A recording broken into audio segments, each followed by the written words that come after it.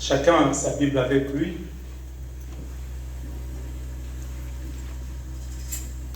Après ces événements, la parole de l'Éternel fut adressée à Abraham dans une vision. Et il dit, Abraham, ne crains point. J'ai dit Abraham au lieu d'Abraham, parce qu'il s'appellera après Abraham. Amen. Souffrez que je dise Abraham. Abraham, ne crains point. Je suis ton bouclier et ta récompense sera très grande. Pas grande, mais très grande.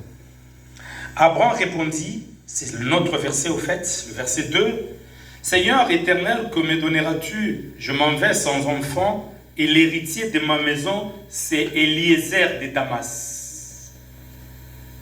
Et Abraham dit, voici, tu ne m'as pas donné de postérité, et celui qui est né dans ma maison sera mon héritier. Alors la parole de l'Éternel lui fut adressée ainsi, ce n'est pas lui qui sera ton héritier, mais c'est celui qui sortira de tes entrailles qui sera ton héritier. Je reviens encore au verset 2, Seigneur éternel, que me donneras-tu? Je m'en vais sans enfant, et l'héritier de ma maison, c'est Eliezer de Damas. Nous allons lire Daniel chapitre 10. Nous allons lire le verset 12. C'est vrai que le texte est long, c'est au premier verset qu'il commence et qu'on a une idée de quoi il est question par rapport à ça. Il me dit, Daniel, ne crains rien, car dès le premier jour où tu as eu à cœur de comprendre et de t'humilier devant ton Dieu, tes paroles ont été entendues. C'est extraordinaire. C'est à cause de tes paroles que je viens. Waouh! C'est à cause de tes paroles que je viens. C'est l'ange qui parle à Daniel, qui lui dit ces choses. Nous pouvons nous asseoir, mes amis.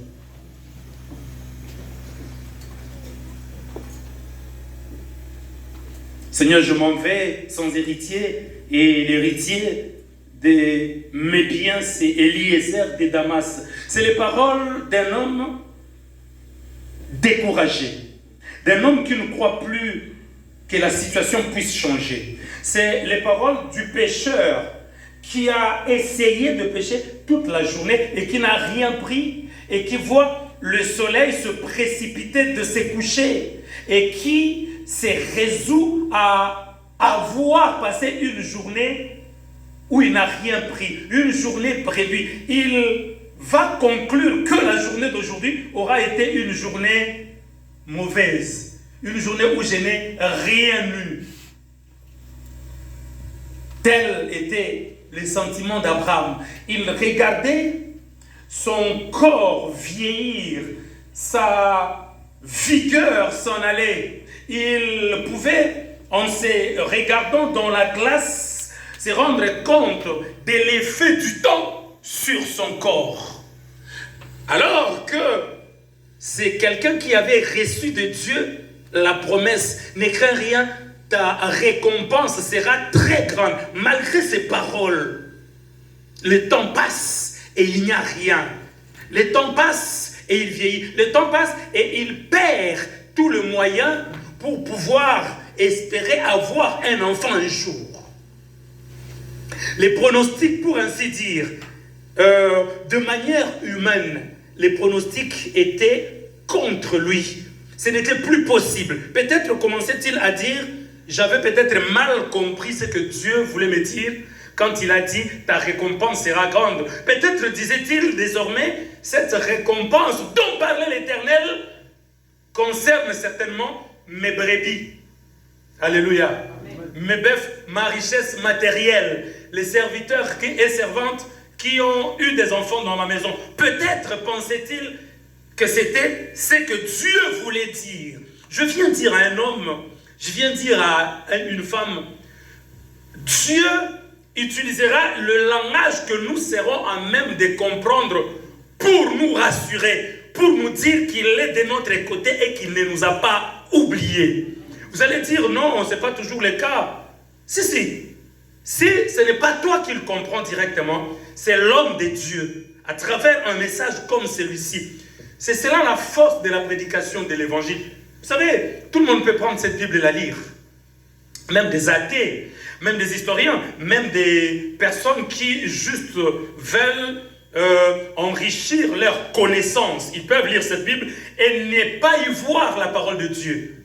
Alléluia. Mais quand, sous l'onction du Saint-Esprit, nous prenons ces livres et que nous commençons à le lire, ou que nous l'expliquons sous l'inspiration divine, alors vous avez comme l'impression que de toutes les personnes qui sont dans l'église, on dirait que Dieu ne parlait qu'à toi. C'est l'instant où Dieu te confirme, te rappelle les promesses qu'il t'avait faites.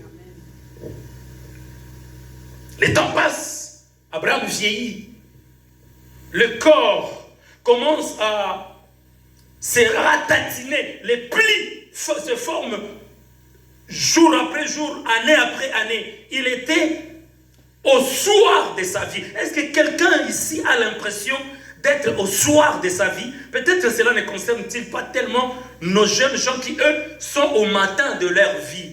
Mais j'aime dire aux gens, vaut mieux se rendre compte des difficultés spirituelles, des malédictions, des combats, des liens qu'il y a dans notre vie, étant jeune, que de les découvrir plus tard. Parce que plus tard, on aura perdu, on serait passé à côté de tellement d'opportunités, de tellement de choses que, comme Abraham, on risque de dire, je m'en vais sans enfant et l'héritier de ma maison, c'est Eliezer de Damas. Quand on dit Eliezer de Damas, cela veut dire un étranger. C'est-à-dire que ce sont des personnes qui n'ont rien à voir avec moi, qui risquent de jouir de mes biens, de ma richesse. Alléluia. Quand on est jeune, justement, on ne sait pas si on est stérile ou on a un problème de stérilité. Quand on est jeune, on ne sait pas si on a affaire à l'esprit d'instabilité, de pauvreté, de cercles vicieux. Parce que on ne voit pas au-delà, on ne voit pas très loin, on se distrait, on se réjouit. C'est plus on grandit qu'on se rend compte que tous ces temps-là, j'ai traîné tel problème dans ma vie. Autant s'en rendre compte tout de suite. Quelqu'un est-il avec moi? C'est pour cela que je bénis tous les parents qui ont l'habitude d'amener leurs enfants à l'église. Je suis dans la joie quand on me dit allons à la maison de Dieu, ça veut dire beaucoup de choses. Vous savez, la Bible dit, et heureux ceux qui habitent sa maison, car ils peuvent le célébrer encore. C'est-à-dire, si on a l'habitude d'être dans la maison de Dieu, on aura un jour l'occasion de les célébrer. Un jour, la visitation sous la forme d'une délivrance, d'une promesse, d'une guérison, une rencontre en tout cas, une action du Saint-Esprit. Parce qu'il est impossible de se tenir devant Dieu, dans sa présence. Lui qui a dit, là où 2 ou 3 sont réunis en mon nom, je suis au milieu d'eux. Il est donc impossible de venir à l'église sans qu'il ne se passe quelque chose de positif dans notre vie. Toujours, il se passe quelque chose. Soit on se rend compte tout de suite, soit on se rend compte plus tard. Très important. Vous ne perdez pas votre temps d'être ici. Ceux qui remplissent les stades perdent leur temps. D'ailleurs, ils y vont pour s'amuser. Alléluia. Ils le reconnaissent eux-mêmes. Ils vont là-bas pour s'amuser, pour perdre du temps, pour gaspiller, pour dépenser un peu d'argent. Mais quand on vient dans la maison de Dieu, lui, Jésus a dit, là où 2 ou 3, nous sommes plus de 3, plus de 4. Donc, il est là pour toi. Il est là pour te toucher. Il est là pour lever le voile sur quelque chose que tu ne voyais pas ou que tu ne comprenais pas. Mes amis, l'une des stratégies la plus utilisée par le diable, c'est celle d'attirer notre attention où il ne faut pas. Le combat est derrière lui, il te pousse à regarder où il n'y a pas le combat. Dans la plupart des cas, mes amis, les hommes ou les humains ne sont pas tout de suite nos ennemis. Ce sont les forces derrière ces gens-là. Voilà pourquoi il faut que les enfants de Dieu apprennent dans tout ce qui les oppose aux humains à ne pas s'en prendre à ces pauvres humains qui ne sont que des victimes, qui ne sont que des instruments, qui ne sont que des vases. Va au-delà de la personne qui te fait mal. Vois la puissance derrière cette personne. Alors tu auras commencé à vaincre le mal que cette personne te fait. Amen. Très important. Seigneur, tu me laisses m'en aller. Et l'héritier de ma maison, c'est Eliezer de Damas. Le terme Eliezer signifie Dieu est mon aide. Comment quelqu'un qui sait que Dieu lui a fait de promesses, peut-il se laisser décourager jusqu'à ce point? Mais le Seigneur va lui dire, non, ce ne sera pas Eliezer de Damas, ce ne sera pas un étranger, mais ce sera un enfant qui sera issu de toi. Qu'est-ce que ça veut dire pour toi? Mes amis, il y a des choses. Vous savez, chacun de nous a une conception de la réussite qui lui est bien propre. Vous êtes avec moi? C'est subjectif. La manière dont ton voisin, ton cousin définit la réussite, ce n'est pas la même chose que toi.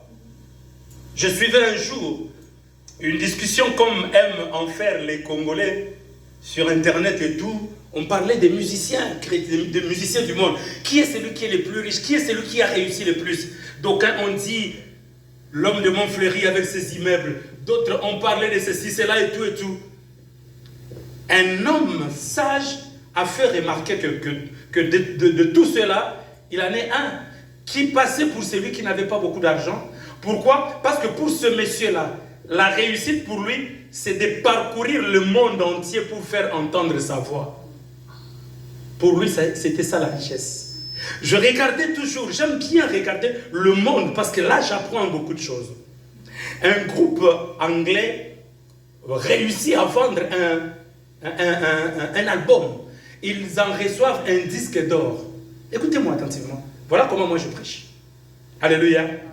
Et c'est ce qui fait que parfois les gens disent, ils sortent du sujet. Non, non, je suis dans le sujet, je suis dedans. Je suis là. Ils vendent un album. Ils reçoivent un disque d'or. C'est un groupe de 4 personnes. L'un d'eux utilise sa part pour acheter une villa. Un autre achète une collection de belles voitures. Un autre va acheter une collection de chaussures anglaises et il les met même devant lui et il se fait photographier devant sa collection de chaussures. Ce sont des Blancs, ce sont des Européens. Pour l'autre, c'est une villa.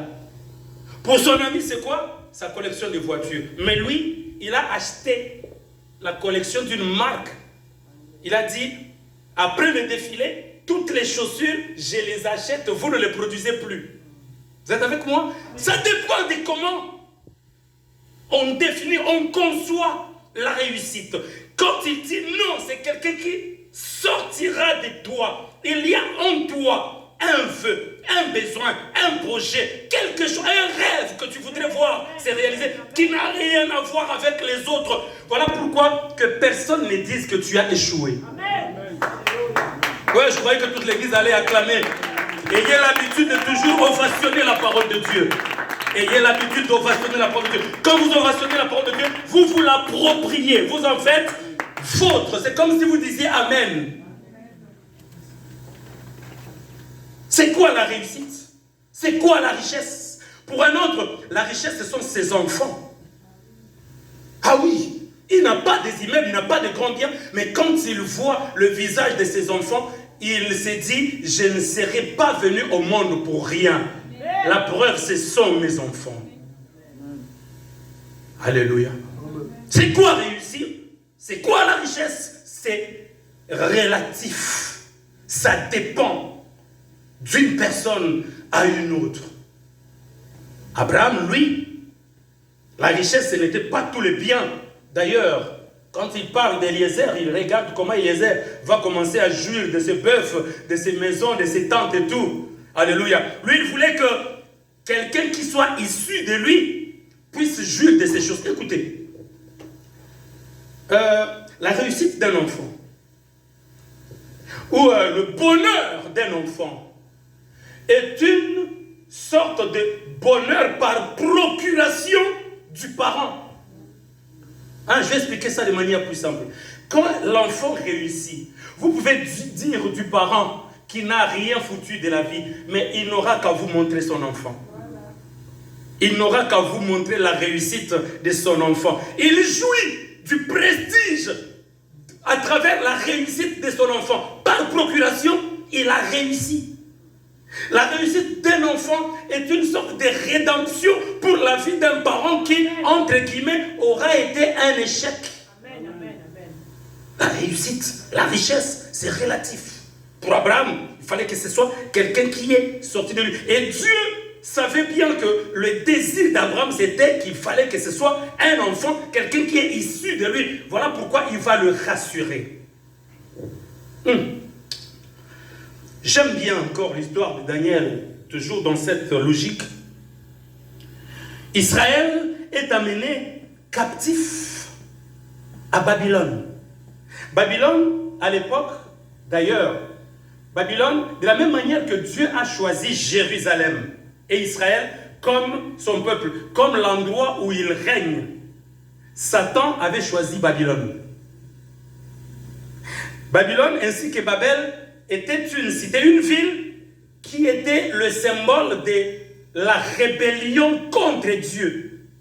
Est-ce que vous savez même pourquoi ils avaient construit la tour de Babel? Ils avaient construit la tour de Babel parce qu'ils avaient appris qu'avant, Dieu avait détruit le monde par le déluge à cause de la rébellion, à cause du péché et de la méchanceté. Ils se sont dit, ok, si il avait autrefois tué les gens, parce que pour eux, Dieu est contre leur liberté. Dieu n'aime pas la liberté de l'humain. C'est comme ça même qu'aujourd'hui les Occidentaux réfléchissent. Si le christianisme, si les églises sont regardées aujourd'hui comme l'ennemi de la civilisation ou du progrès, entre guillemets, c'est parce que l'homme veut être libre. Le péché, la notion du péché, pour les hommes d'aujourd'hui, pour les Occidentaux, la notion du péché, c'est le symbole d'un Dieu qui n'aime pas que l'homme fasse ce qu'il veut. Et donc, ils vont se dire, si autrefois, il avait décimé l'humanité à travers le déluge, cette fois-ci, on va tellement le narguer. On va tellement se rebeller contre lui, on va tellement le provoquer, et quand il fera pleuvoir, nous allons nous réfugier au sommet de la tour de Babel. Vous avez compris? Et vous savez, aujourd'hui, l'Europe, avec son espace Schengen, avec le Parlement européen à Strasbourg, vous savez comment s'appelle l'immeuble qui abrite le Parlement européen à Strasbourg? Ça s'appelle la tour de Babel. Comme pour dire, l'homme moderne n'aime pas la parole et les principes de Dieu. C'est une parenthèse que j'avais ouverte, que je referme tout de suite. Israël est déporté depuis Jérusalem, depuis Israël jusqu'à Babylone.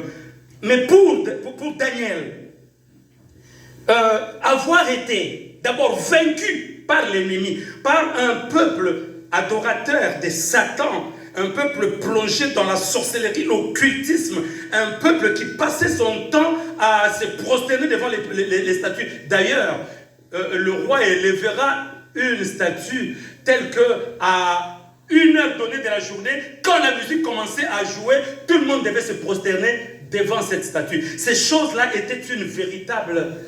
était un calvaire, c'était quelque chose d'insupportable pour un juif. Et imaginez, vous êtes amené dans un pays comme ça en tant qu'esclave. C'est-à-dire, on vous pousse à commettre le péché contre votre volonté.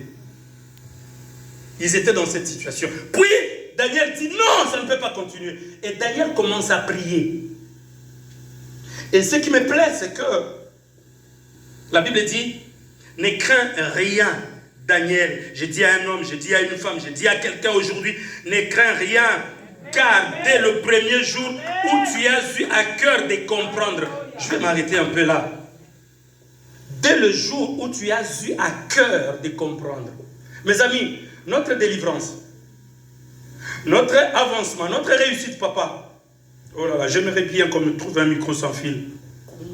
Notre délivrance, notre bénédiction, notre percée, le projet de notre vie que nous voudrions voir se réaliser, n'arriveront pas si nous ne prenons pas à cœur de comprendre.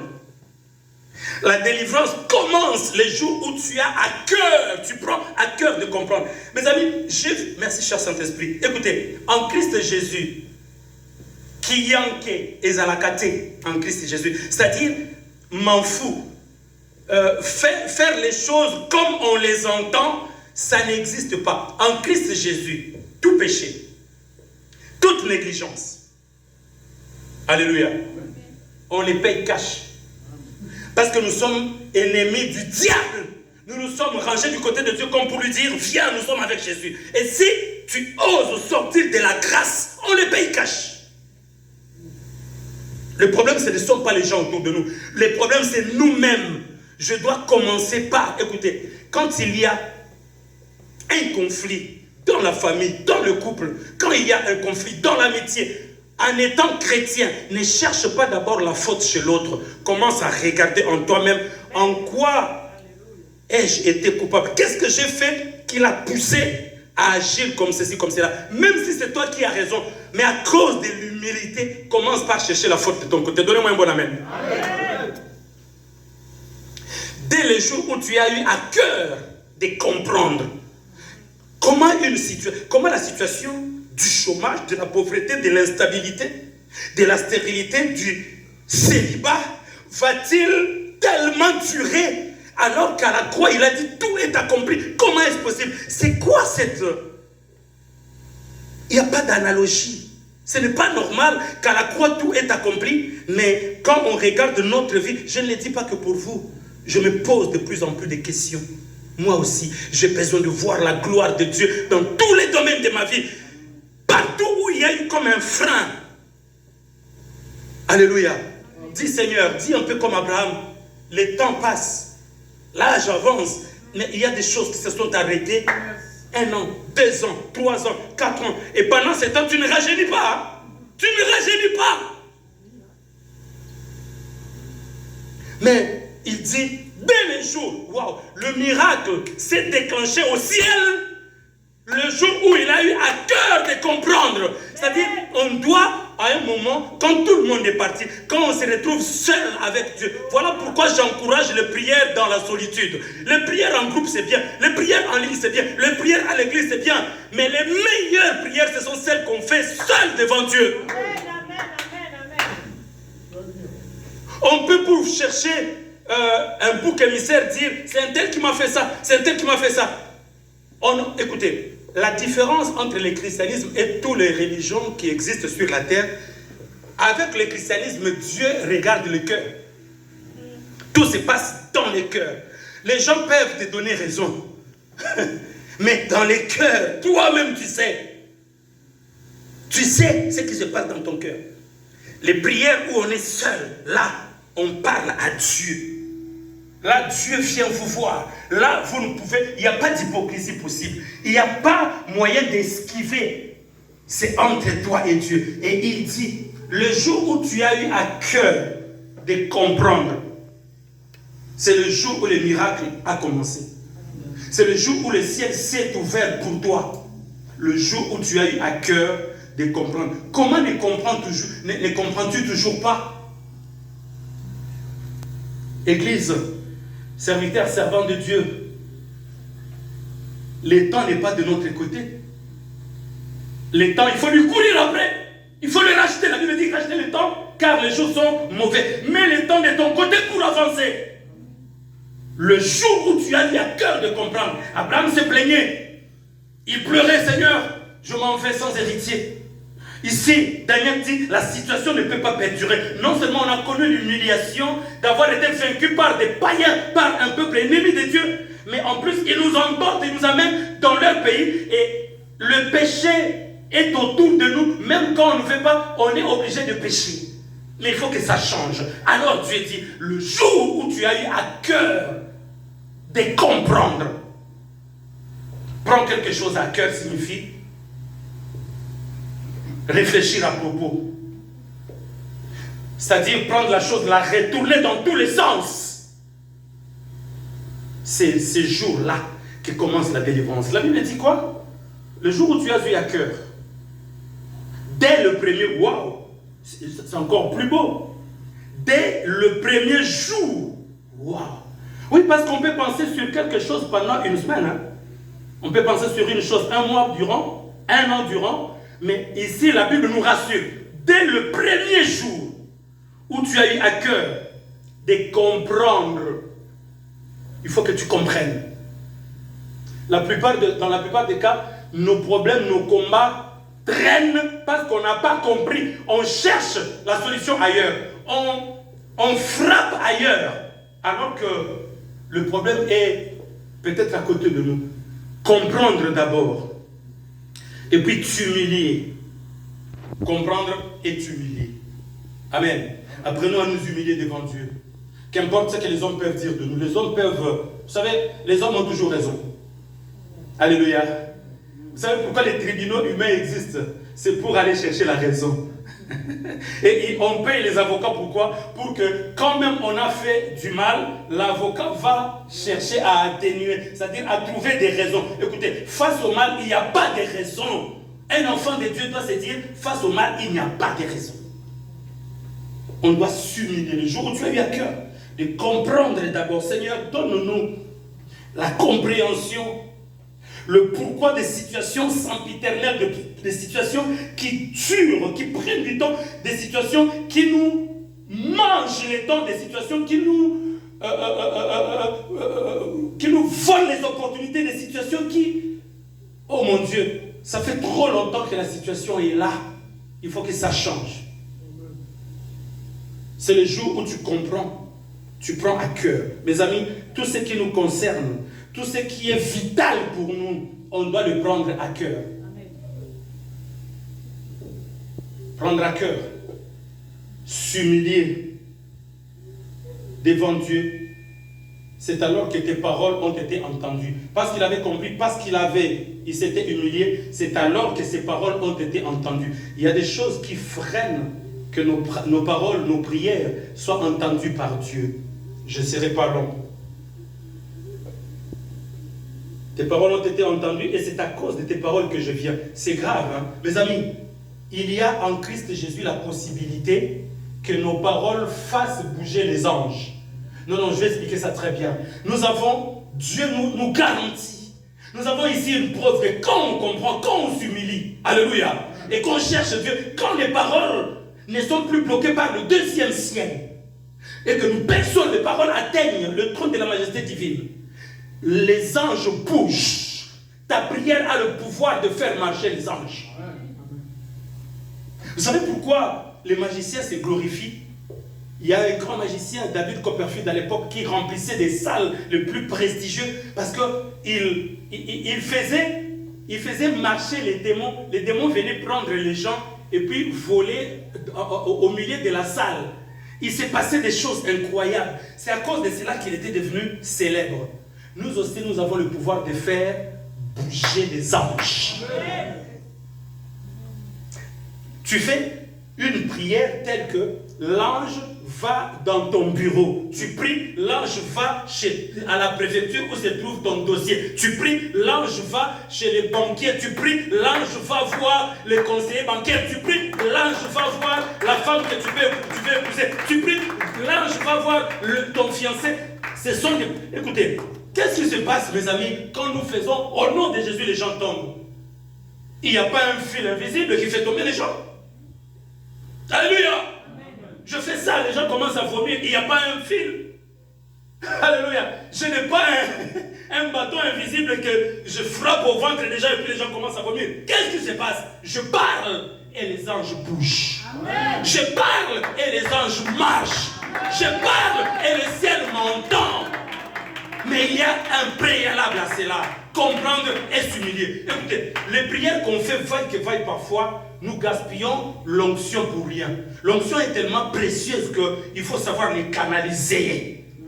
Vous savez, les militaires, avec les mitrailleuses, ils peuvent tirer un peu dans l'état, excusez-moi. Ils peuvent tirer dans l'état en espérant, par hasard, qu'une balle puisse toucher l'ennemi. Mais nous, on ne fait pas ça parce que quand on fait comme ça, on perd trop de cartouches.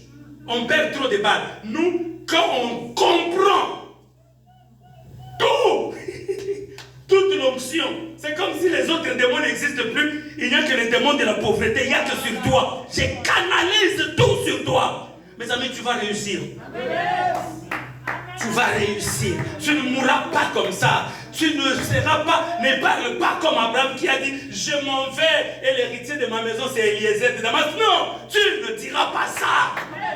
Le Seigneur va se souvenir de toi. Tu ne mourras pas comme ça. La parole de Dieu, les promesses de Dieu vont s'accomplir. Mes amis, Dieu voit Combien de fois tu as souffert le froid, la distance, la fatigue. Tu as lutté contre le sommeil pour jouer à la veillée, pour venir à la veillée, pour prier ici à la veillée. Mes amis, je ne sais pas combien de fois dans ma vie j'ai veillé. C'est depuis 1987, faites un peu le calcul, que je veille les nuits. Je ne sais pas combien de veillées je fais. Dieu va te payer. N'oublie pas. Mes amis, il y a des moments où on a comme l'impression que bon voilà, les temps passent, Dieu m'a oublié. On commence à compter le péché qu'on a commis. On se dit peut-être c'est à cause de cela que Dieu ne veut pas ouvrir le ciel au-dessus de ma tête. Non. Il y a un temps marqué. Il y a un temps fixé. Le Seigneur te stabilisera. Le Seigneur te donnera. Tu seras une mère heureuse au milieu de tes enfants. Ah, une mère heureuse entourée de tes enfants. Tu seras un père heureux entouré de ses enfants. Dieu est dans ses promesses. Depuis le jour où tu as eu à cœur de comprendre, je voudrais que le jour où tu comprends, soit celui-ci, soit aujourd'hui. Mettons-nous debout, les amis. J'aimerais que ce soit aujourd'hui le jour où tu comprends, où tu as à cœur de comprendre. Je me soucie de comprendre. Je dois comprendre. Seigneur, pourquoi? Que dois-je faire? Comment dois-je prier? Seigneur, comment dois-je jeûner? Quelles sortes de jeûnes? C'est cela, prendre à cœur de comprendre. C'est poser des questions. Retourner la question dans tous les sens pour bien comprendre.